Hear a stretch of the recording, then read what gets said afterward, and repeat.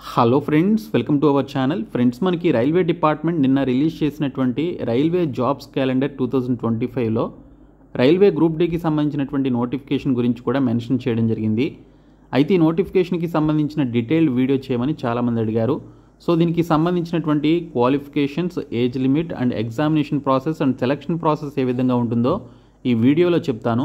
Video చూస్తున్నటువంటి వారు వీడియోని లైక్ చేసి మీ ఫ్రెండ్స్కి షేర్ చేయండి. ఫస్ట్ టైం మన ఛానల్ని విజిట్ చేస్తే సబ్స్క్రైబ్ చేసుకొని బెల్ సింబల్ని యాక్టివేట్ చేసుకోండి. ఫ్రెండ్స్, ఈ ఛానల్లో ఇకపై రైల్వేకి సంబంధించినటువంటి కంప్లీట్ ఇన్ఫర్మేషన్కి సంబంధించిన వీడియోస్తో పాటు క్లాసెస్ వీడియోస్ కూడా చేయడం జరుగుతుంది. కాబట్టి ప్రతి ఒక్కరు కూడా సబ్స్క్రైబ్ చేసుకొని బెల్ సింబల్ని యాక్టివేట్ చేసుకోండి. ఫ్రెండ్స్, డీటెయిల్స్లోకి వెళ్లే ముందు రైల్వే ఎగ్జామ్స్కి ప్రిపేర్ అయ్యేటువంటి క్యాండిడేట్స్ కోసం మీకు దసరా సందర్భంగా ఒక బిగ్గెస్ట్ ఆఫర్ని అయితే తీసుకురావడం జరిగింది. మీరు ఎన్టీపీసీ కాంబో కోర్స్ తీసుకున్నట్లయితే 499 రూపీస్కి 1 year వ్యాలిడిటీతో పొందవచ్చు. ALP and technician combo course తీసుకున్నట్లయితే 499 రూపీస్కి 1 year వ్యాలిడిటీతో పొందవచ్చు. అలాగే ఎస్ఐ అండ్ కానిస్టేబుల్ ఆర్పీఎఫ్కి సంబంధించినటువంటి కాంబో కోర్స్ తీసుకున్నట్లయితే 499 రూపీస్కి 1 year వ్యాలిడిటీతో పొందవచ్చు. ఇంకా రైల్వే గ్రూప్ డీకి సంబంధించినటువంటి నోటిఫికేషన్ కూడా రిలీజ్ కాబోతుంది కాబట్టి సో దీనికి సంబంధించినటువంటి ఫుల్ కోర్సు 499 రూపీస్కి 1 year వ్యాలిడిటీతో పొందవచ్చు. అలాగే రైల్వే ఎగ్జామ్స్కి సంబంధించి గతంలో అడిగినటువంటి ప్రీవియస్ పేపర్స్ ఎవరు కూడా ప్రొవైడ్ చేయట్లేదు, బట్ మనం ప్రొవైడ్ చేస్తున్నాము. సో ప్రీవియస్ పేపర్స్ అండ్ జీకేకి సంబంధించినటువంటి బిట్స్కి సంబంధించి మీరు 199 రూపీస్ 6 months వ్యాలిడిటీతో పొందవచ్చు.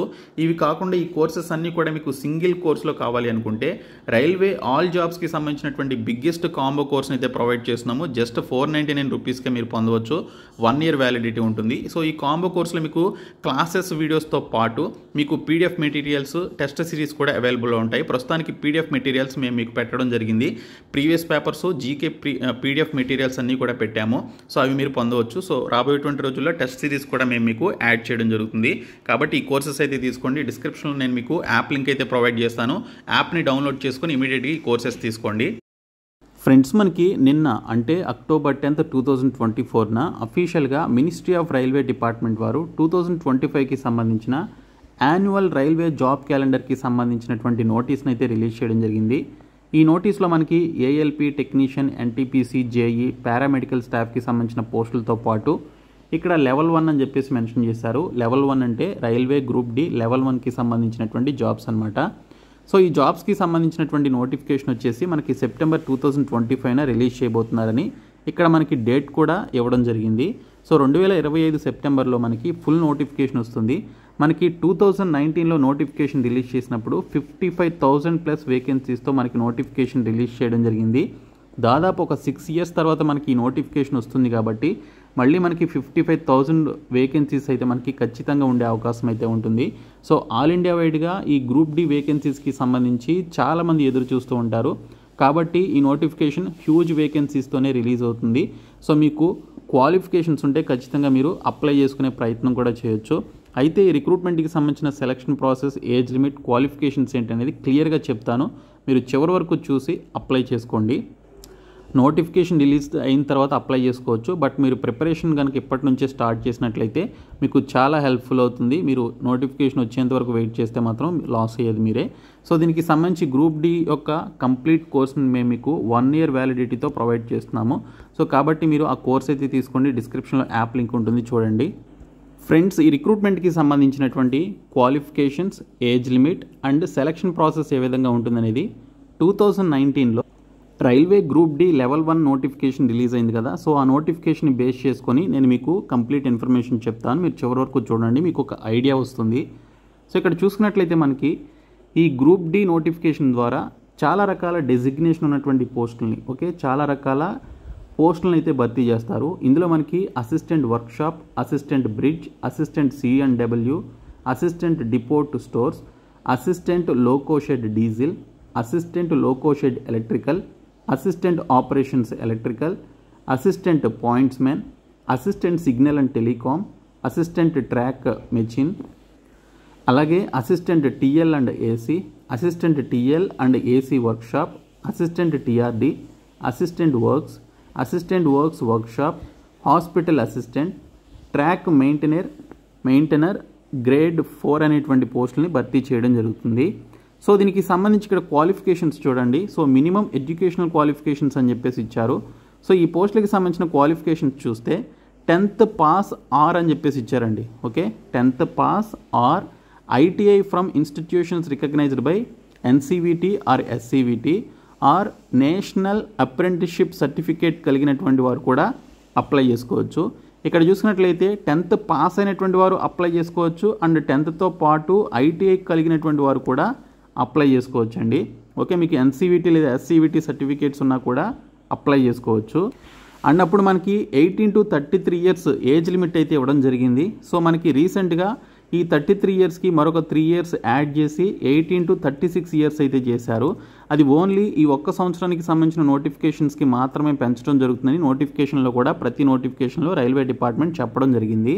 సో దీన్ని బట్టి చూసుకున్నట్లయితే నెక్స్ట్ ఇయర్ రిలీజ్ అయ్యేటువంటి నోటిఫికేషన్స్కి 36 years వరకు ఇచ్చే అవకాశం అయితే లేదు. బట్ మనకి 18 నుంచి 33 సంవత్సరాల మధ్య వయసు ఉన్నటువంటి వారు ఈ రిక్రూట్మెంట్కి అప్లై చేసుకోవడానికి ఎలిజిబిలిటీ అయితే ఉంటుంది.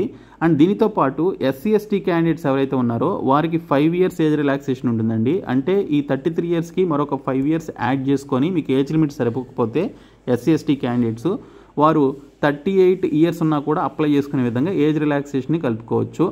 అలాగే ఓబీసీ క్యాండిడేట్స్కి 3 years ఏజ్ రిలాక్సేషన్ ఉంటుంది. ఫిజికల్లీ హ్యాండిక్యాప్డ్కి 10, 13, 15 years చొప్పున ఏజ్ రిలాక్సేషన్ ఉంటుంది. ఎక్స్ సర్వీస్ మెన్కి 3 years ఏజ్ రిలాక్సేషన్ ఉంటుంది. సో ఈ విధంగా ఈ రిజర్వేషన్ ఉన్నటువంటి క్యాండిడేట్స్ మీకు ఏజ్ లిమిట్ సరిపోవట్లేదు అనుకుంటే మీరు ఆ పర్టికులర్ ఏజ్ రిలాక్సేషన్ కూడా కలుపుకొని అప్లై చేసుకోవచ్చు. ఈ పోస్టులకి సంబంధించినటువంటి మెడికల్ స్టాండర్డ్స్ మీరు ఇక్కడైతే చూడొచ్చండి. సో ఇక్కడ A2 అంటే physically fit in all respects అని చెప్పేసి ఇక్కడ మనకి డీటెయిల్స్లో ఇచ్చారు. సో ఇక్కడ చూసినట్లయితే విజువల్ యాక్యుటీ వచ్చేసి distant vision 6/9 without glasses, no fogging test అని చెప్పేసి ఇచ్చారు. నియర్ విజన్ వచ్చేసి 0.6 without glasses and must pass test for colour vision, binocular vision, అలాగే నైట్ విజన్, మెసోపిక్ విజన్ కలిగి దీనికి సంబంధించినటువంటి టెస్ట్ అయితే చేయడం జరుగుతుంది ఒకవేళ ఇష్యూస్ ఉన్నాయా లేదని తెలుసుకోవడానికి.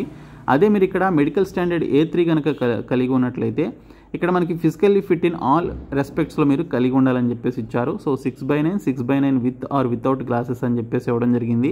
సో ఈ విధంగా మనకి మెడికల్ స్టాండర్డ్స్ ఇక్కడ మెన్షన్ చేసినవి ఏవైతే ఉన్నాయో అవి కనుక మీరు కలిగి ఉంటే మీరు ఈ రైల్వే గ్రూప్ డి జాబ్స్కి అప్లై చేసుకోవచ్చు. ఇక్కడ మెన్షన్ చేసినటువంటి మెడికల్ స్టాండర్డ్స్ అయితే మీరు ఖచ్చితంగా కలిగి ఉండాలి. ఫిజికల్గా ఫిట్గా ఉన్నటువంటి క్యాండిడేట్స్ని రైల్వే డిపార్ట్మెంట్ తీసుకోవడం జరుగుతుంది. మెడికల్ టెస్ట్ అనేది రైల్వే డిపార్ట్మెంట్ చాలా స్ట్రిక్ట్గా చేస్తుంది. కాబట్టి ఇక్కడ మెన్షన్ చేసినటువంటి ఈ పర్టికులర్ ఫిజికల్ స్టాండర్డ్స్కి సంబంధించినటువంటి ఈ పర్టికులర్ మెడికల్ స్టాండర్డ్కి సంబంధించినటువంటి ఏదైతే మనకి ఈ డీటెయిల్స్ ఏవైతే ఇచ్చారో అవి మీరు కరెక్ట్గా కలిగి ఉండాలి.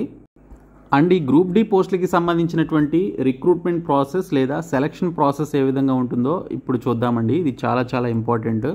సో ఇక్కడ చూసినట్లయితే ది ఎంటైర్ రిక్రూట్మెంట్ ప్రాసెస్ వచ్చేసి ఫస్ట్ మీకు కంప్యూటర్ బేస్డ్ టెస్ట్ అయితే కండక్ట్ చేస్తారు. CBT ఎగ్జామినేషన్ అంటారు.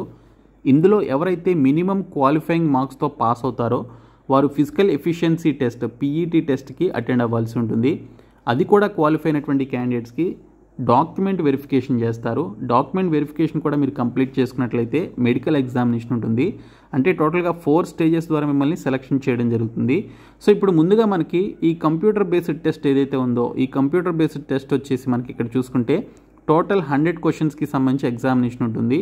ఇందులో మనకి ఎగ్జామినేషన్ డ్యూరేషన్ వచ్చేసి 90 minutes ఉంటుంది. సో మనకి 100 questions అయితే ఇస్తారు. ఓకే, ఈచ్ క్వశ్చన్ క్యారీస్ మనకి 1 mark అనమాట.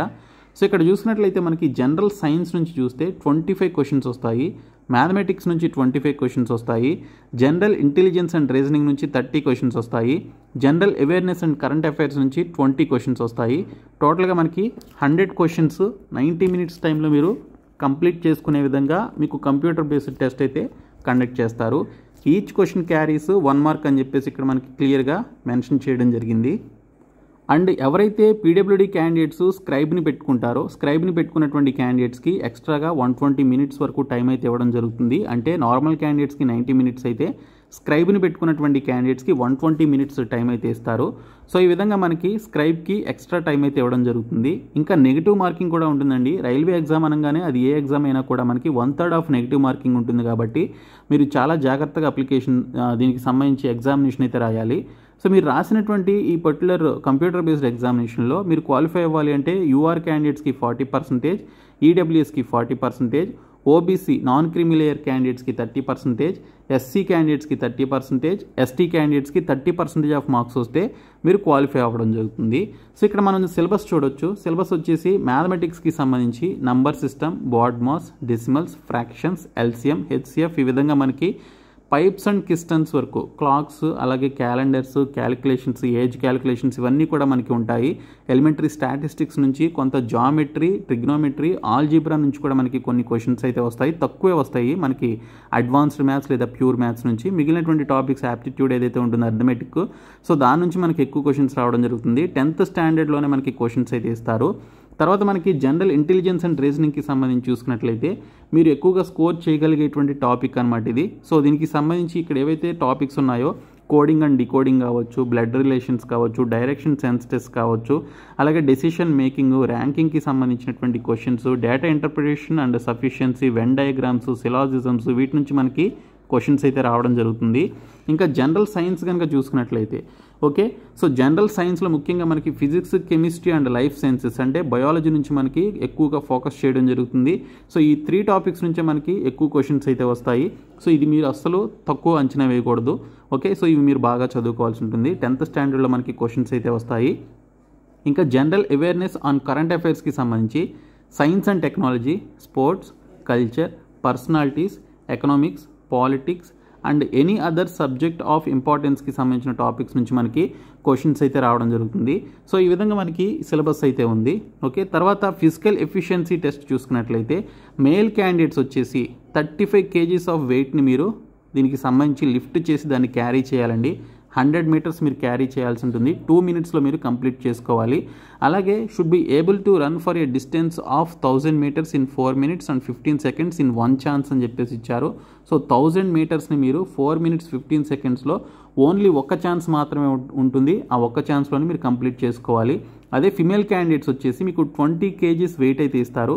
ఆ వెయిట్ని పట్టుకొని మీరు 100 meters 2 minutesలో మీరు కంప్లీట్ చేసుకోవాల్సి ఉంటుంది.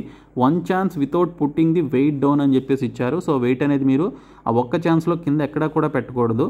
తర్వాత should be able to run for a distance of 1000 meters in 5 minutes and 40 seconds in 1 chance అని చెప్పేసి ఇచ్చారు ఫిమేల్ క్యాండిడేట్స్కి. సో ఈ విధంగా మనకి ఫిజికల్ ఈవెంట్స్ అయితే ఈ విధంగా కండక్ట్ చేయడం జరుగుతుందండి. ఇది మీరు క్వాలిఫై అయితే సరిపోతుంది, జస్ట్ క్వాలిఫైయింగ్ నేచర్లో ఉంటుంది. అది క్వాలిఫై అయినటువంటి క్యాండిడేట్స్కి డాక్యుమెంట్ వెరిఫికేషన్ చేస్తారు. డాక్యుమెంట్ వెరిఫికేషన్ కంప్లీట్ చేసుకున్నటువంటి క్యాండిడేట్స్కి ఇక్కడ మనకి మెడికల్ ఎగ్జామినేషన్ అయితే ఉంటుందన్నమాట. సో ఇక్కడ మనకి నార్మలైజేషన్కి సంబంధించిన ఈ ఫార్ములా ఏదైతే ఉందో ఈ ఫార్ములాని బేస్ చేసుకొని మీరు రాసినటువంటి కంప్యూటర్ బేస్డ్ ఎగ్జామినేషన్ ఏదైతే ఉంటుందో ఆ ఎగ్జామినేషన్ని నార్మలైజ్ చేసి అందరికీ సేమ్ మార్క్స్ వచ్చే విధంగా, ఓకే, డిఫికల్ట్ షిఫ్ట్స్ వచ్చినటువంటి వారికి, ఈజీ షిఫ్ట్స్ వచ్చినటువంటి వారికి ఈ నార్మలైజేషన్ ఫార్ములా ద్వారా సో ఇక్కడ ఈక్వలైజేషన్ చేస్తారనమాట. అంటే బ్యాలెన్సింగ్ అనేది చేయడం జరుగుతుంది. సో ఈ విధంగా మనకి రైల్వే గ్రూప్ డీకి సంబంధించినటువంటి రిక్రూట్మెంట్ అయితే చేస్తారు. సో నేను మీకు ఈ రిక్రూట్మెంట్కి సంబంధించి సిలబస్ వైజ్గా ఉన్నటువంటి టాపిక్స్తో పాటు మీకు కంప్లీట్గా కోర్స్ అయితే ప్రొవైడ్ చేయడం జరిగింది. 1 year వ్యాలిడిటీ ఉంది కాబట్టి ప్రతి ఒక్కరు కూడా కోర్స్ అయితే తీసుకోండి. డిస్క్రిప్షన్లో యాప్ లింక్ ఉంటుంది, చూడండి. సో వీడియోని మీ ఫ్రెండ్స్కి షేర్ చేయండి, మన ఛానల్ సబ్స్క్రైబ్ చేయండి. Thank you so much guys.